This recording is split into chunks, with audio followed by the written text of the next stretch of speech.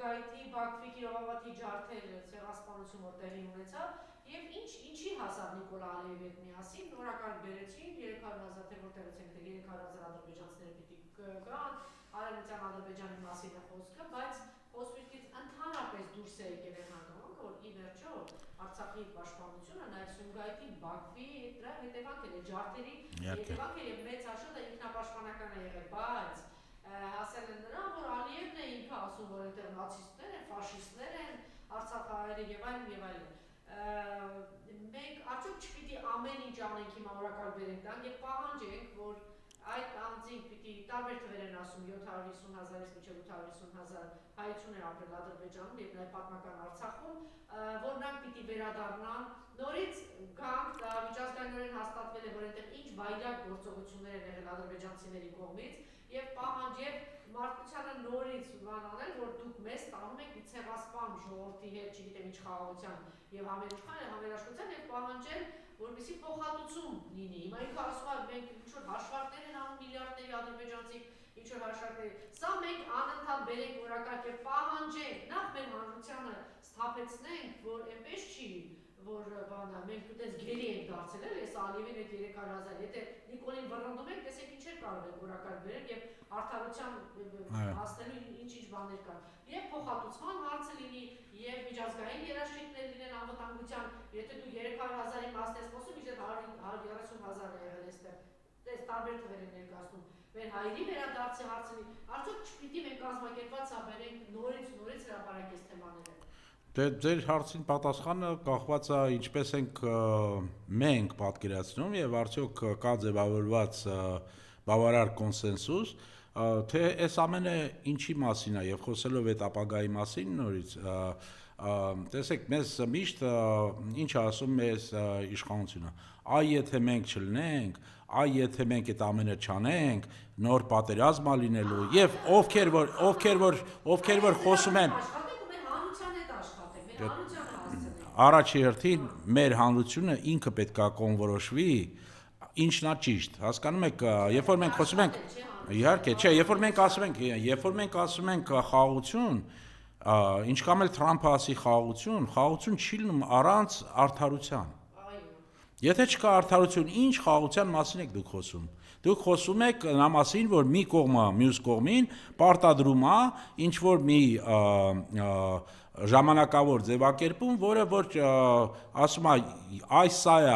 խաղաղությունը եւ այդ խաղաղությանը համար հասնելու համար մենք պետք է պարտադրենք, որ դու որպես կապիտուլացված երկիր եւ ժողովուրդ պետք է փոխես այդ ամենը Դրա համար էլ ինքը ասում է, դրա համար էլ Ալիևը օգտագործում է այդ բառապաշարը։ Ինքը ինչ ասում։ Ինքը փաստորեն ասում է, դուք ոնց որ երկրորդ համաշխարհային պատերազմից հետո Գերմանիան ոնց որ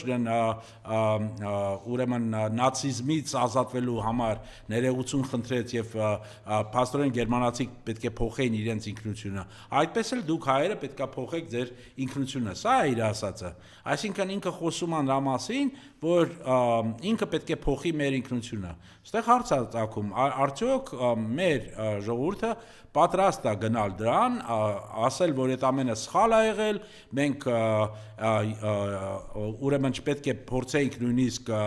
հակադրվեինք հայերին Բարիս բուն իմաստով մորթում էին Ադրբեջանում, իսկ հայերը պետք է չփորձեին ուժով պաշտպանել իրանց իրավունքը ապրել պապական հողերում։ Սա, եթե մենք ասում ենք, որ դա սխալ է եղել այդ ամենը, ուրեմն մենք պետք է հասկանանք, որ այդ ապագան, որը որ մեզ փորձում են ներկայացնել որպես փայլուն ապագա, մյուս կողմը միշտ բերելու է այդ խնդիրը եւ ասելու է, որ նախկինում հետ եք եղել, հիմա էլ պետք է նոր զիջումների գնանք, որովհետեւ առանց այդ զիջումների մենք չենք կարող ունենալ այսպես կոչված խաղաղությունը։ Իսկ ինձ համար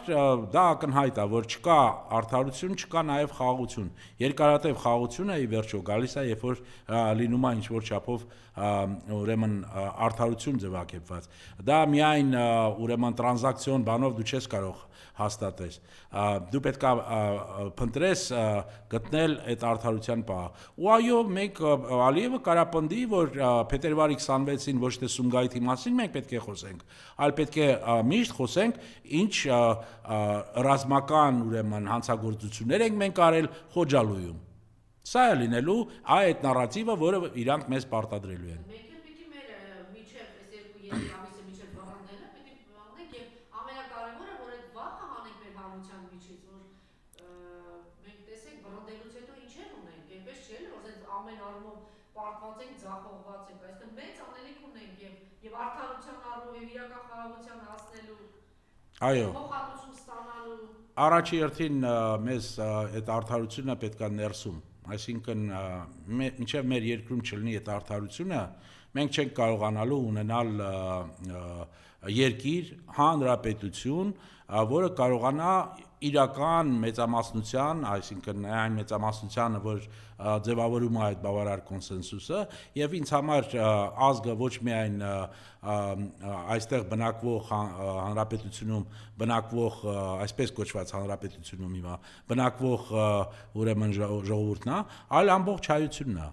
Ինչպես անել, որ բոլորը զգան, որ այդ արդարությունը կա, որ մենք ձգտում ենք այդ արդարությանը, որովհետև միայն արդարությունն է, որ բերելու է ուրեմն խաղաղության։ Ես այս վերջերս ուրեմն իռլանդական հարցով էի մի քիչ ավելի խորացել, չասեմ ինչ պատճառով, բայց երբ որ մենք ասում ենք այ ինչ տեղի ունեցավ, տեսեք իրանք եկան չէ խաղաղությանի վերջո, ստորագրեցին 98 թվին պայմանագիր, որտեղ որ ոնց որ ամեն ինչ կարգավորվել է եւ այլն եւ այլն։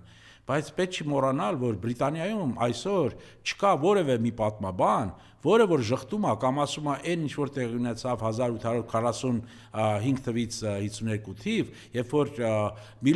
միլիոնից ավել իռլանդացի սովից մահացան, որ դա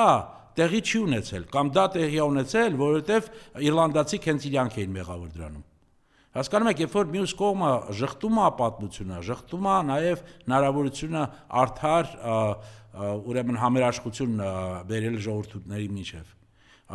Իսկ մենք ունենք այսօր առաջնորդներ թե Թուրքիայում, թե Ադրբեջանում, որոնք որ այդ իրանց կեղծ նարատիվը ոչ միայն դարձրել են արդեն հայերի դեմ ատելության բան, հա, զենք ներսում, այլ շարունակում են պնդել, որ դա իրական ճիշտ պատմությունը հենց այդ ձև է։ Ես իհարկե հույս ունեմ, որ մենք